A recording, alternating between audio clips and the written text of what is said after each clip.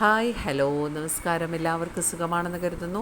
അപ്പോൾ ഇത് ഞങ്ങളുടെ ഒരു കുടുംബ സംഗമം കം ഒരു ഹൗസ് ബോട്ടിംഗ് ട്രിപ്പ് ഇതൊക്കെയാണ് നമ്മൾ പ്ലാൻ ചെയ്തിരിക്കുന്നത് ഇന്ന്. അപ്പോൾ കുറച്ച് ദിവസം കൊണ്ടേ കുടുംബത്തിലെ എല്ലാവരും കൂടെ ഒന്ന് സന്തോഷിച്ച് പുറത്ത് പോകണം എന്ന് കരുതിയിരിക്കുകയായിരുന്നു. പക്ഷേ എൻ്റെ വാപ്ചയ്ക്ക് വരാൻ പറ്റിയില്ല. വാപ്ചയുടെ കാലൊന്ന് ഫ്രാക്ചറായി. അപ്പോൾ അതുകൊണ്ട് വാപ്ചയ്ക്ക് വരാൻ പറ്റിയില്ല. ഞാനും എൻ്റെ സിസ്റ്റേഴ്സും പിള്ളേർ സെറ്റും എല്ലാം കൂടെ ആയിട്ട് നമ്മൾ വാപ്ചയുടെ വണ്ടിയെടുത്ത് നേരെ കൊല്ലത്തേക്ക് പോയി. കൊല്ലം സ്റ്റാൻഡിനടുത്തുള്ള ഓടിച്ചട്ടയിലാണ് പോയത്. അപ്പോൾ നമ്മുടെ കോർഡിനേറ്റർ എല്ലാം ആയിട്ടുള്ള മനുഷ്യൻ ഇതിൻ്റെ ഫ്രണ്ടിലുണ്ടായിരുന്നു. അപ്പോൾ ടൂറിസം വകുപ്പിൻ്റെ കീഴിലുള്ള ബോട്ടുകൾ ഉണ്ട്. നമുക്കവിടെ 400 രൂപ കൊടുത്തു കഴിഞ്ഞാൽ ഒരു ദിവസം ഫുള്ള് കറങ്ങിയൊക്കെ തിരിച്ചു കൊണ്ടുവരുന്ന ബോട്ടുണ്ട്. പക്ഷേ ഇത് നമ്മൾ പ്രൈവറ്റായിട്ടൊരു ബോട്ട് എടുത്തതാണ്. പിന്നെ ആദ്യമായിട്ടാണ് ഞാൻ ഇങ്ങനൊരു ബോട്ട് അടുത്ത് കാണുന്നതും അതിനകത്ത് കയറുന്നത് പിന്നെ പറയണ്ടല്ലോ. അപ്പോൾ വള്ളത്തിൽ ഒന്ന് രണ്ട് പ്രാവശ്യം കയറിയിട്ടുണ്ടെന്നല്ലാതെ എനിക്ക് യാതൊരു വെള്ളത്തിലുള്ള കളികൾ എനിക്ക് വലിയ പരിചയമില്ല. എന്നാലും തവക്കൽത്തു അലല്ലാഹ് പറഞ്ഞങ്ങ് കയറിയപ്പം നേരെ ഒരു ലിവിങ് സ്പേസ് ആയിരുന്നു ആദ്യം. നല്ല വിസ്താരമായിട്ടുള്ള ലിവിങ് സ്പേസ്. ഇതാണ് നമ്മുടെ ബോട്ടിൻ്റെ പേര്, എസ്റ്റൂറിയ. അപ്പോൾ അവിടെ കുറച്ച് ബുക്സൊക്കെ ഉണ്ടായിരുന്നു. കുറച്ച് കുട്ടികളൊക്കെ എടുത്ത് നോക്കുന്നുണ്ട്. ഞാനും നോക്കിയില്ല, എൻ്റെ കസിൻസൊന്നും നോക്കുന്നതായിട്ട് ഞാൻ കണ്ടില്ല.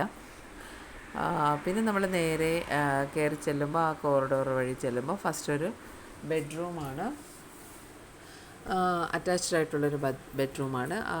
അത് നമുക്ക് യൂസ് ചെയ്യാൻ അവർ തരും. അത് കഴിഞ്ഞിട്ട് നെക്സ്റ്റും ഒരു ബെഡ്റൂം തന്നെയാണ്, അതും അറ്റാച്ച്ഡാണ്. അത് നമുക്ക് യൂസ് ചെയ്യാവുന്നതാണ്.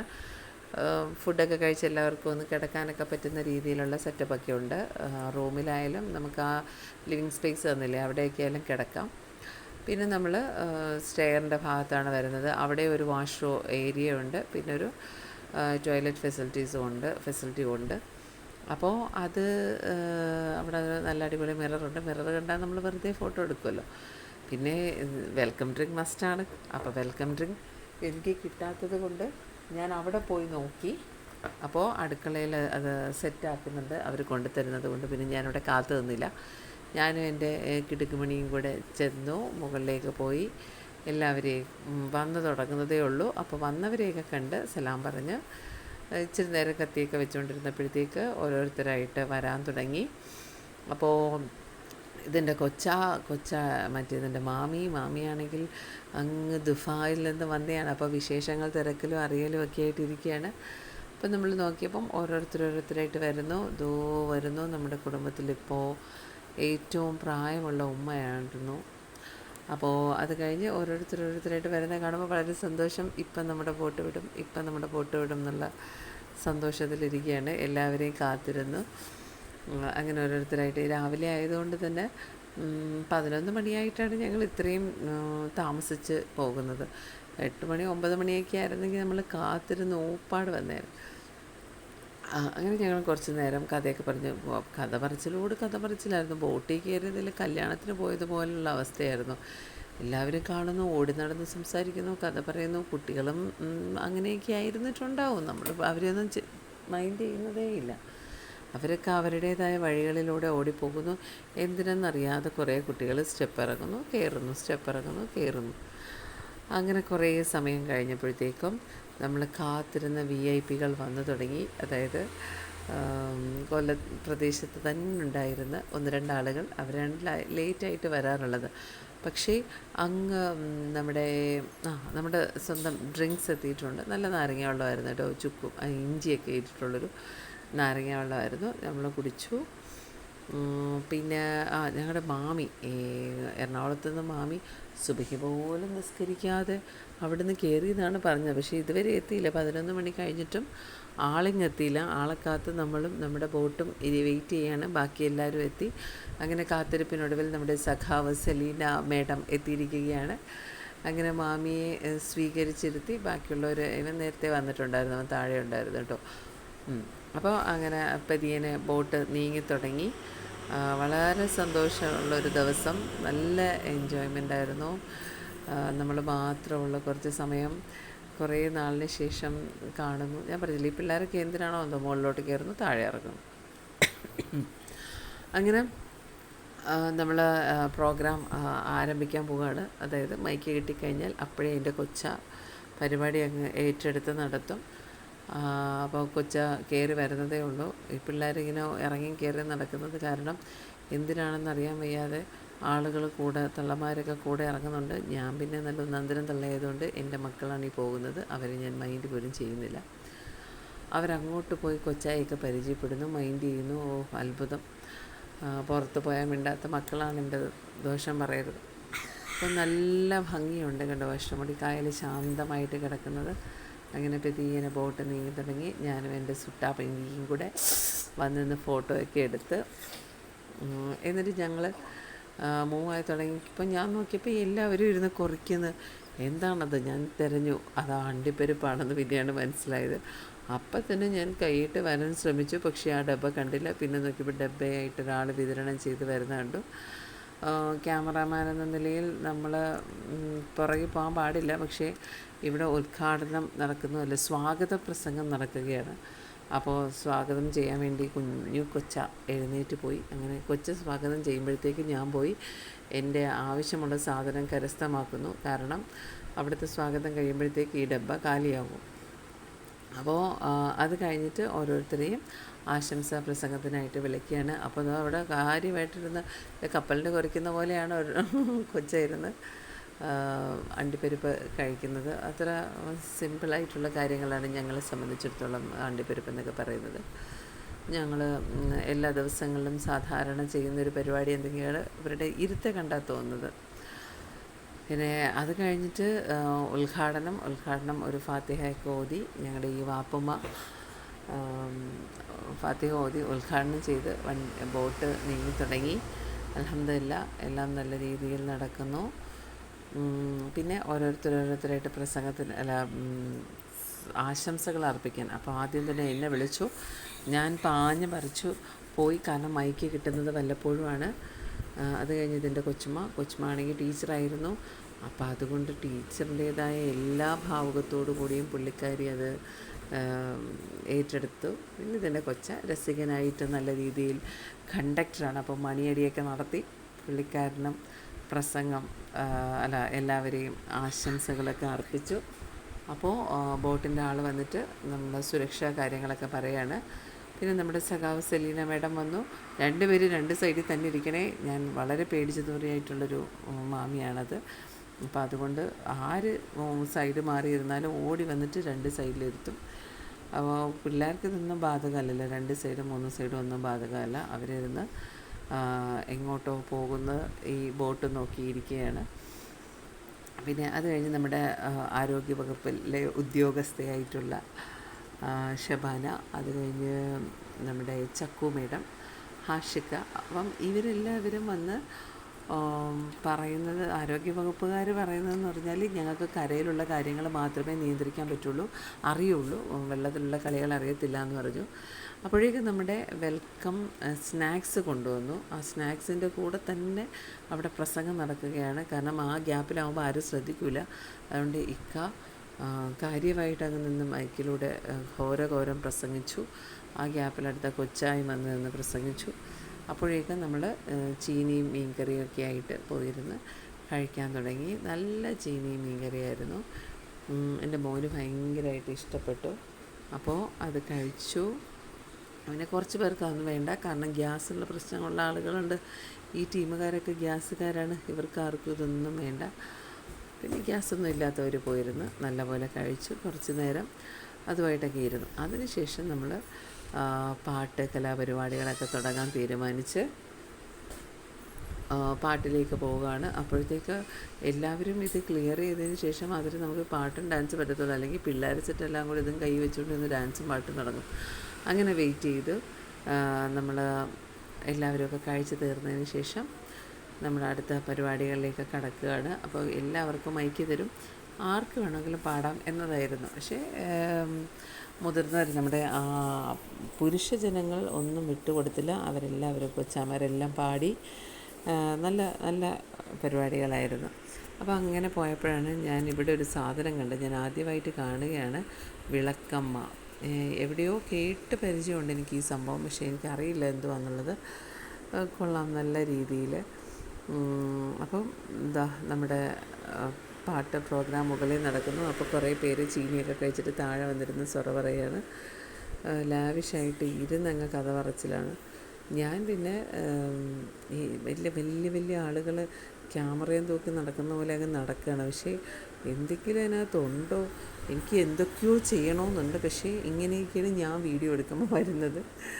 എൻ്റെ ആ ഒരു ഫോട്ടോഗ്രാഫി നിങ്ങൾ മനസ്സിലാക്കണം, ആ കഴിവ്. അങ്ങനെ ഞാൻ പിന്നെ കറക്കി തിരിച്ചൊക്കെ എടുത്ത് ഫോൺ വെള്ളത്തിൽ പോവാതെ തിരിച്ച് കിട്ടിയത് ഞാൻ വളരെ സന്തോഷിക്കുന്നു. അങ്ങനെ ചെയ്താലും കുറച്ച് നേരമൊക്കെ വെറുപ്പിക്കൽ നടത്തി ഞാൻ എന്നെ തന്നെ സ്വയം പഠിക്കാൻ ശ്രമിച്ചു ഗൈസ്. പക്ഷേ എനിക്ക് മനസ്സിലായി ഞാൻ വൻ ഫ്ലോപ്പാണെന്ന്. ആ പോകുന്നതാണ് ഞാൻ നേരത്തെ പറഞ്ഞ ആ 400 രൂപയ്ക്ക് ഉള്ള ബോട്ട്.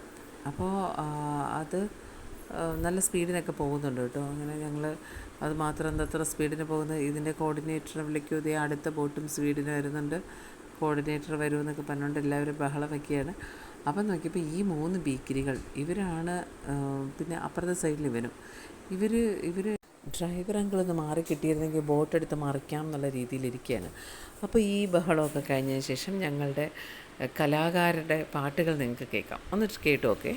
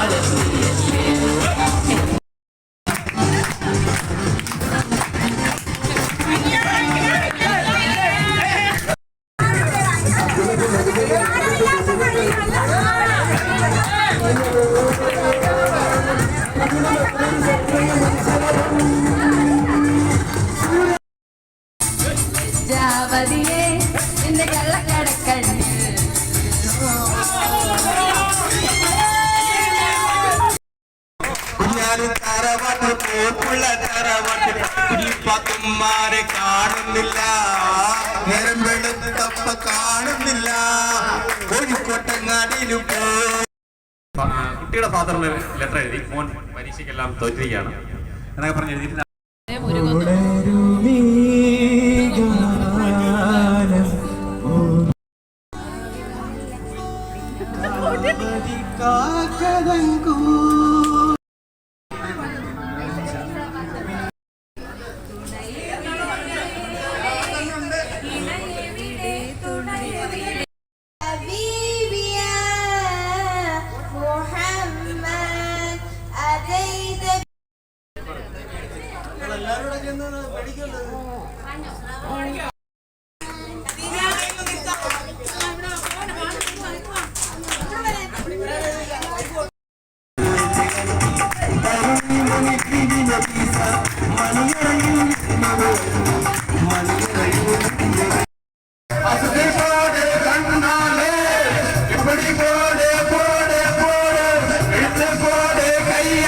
അപ്പോൾ അങ്ങനെയൊക്കെ പാട്ടും ബഹളമൊക്കെ കഴിഞ്ഞ് നോക്കിയപ്പോൾ അതാ വരുന്നു സാമ്പ്രാണിക്കൊടി, നമ്മളെത്തിയിരിക്കുകയാണ്.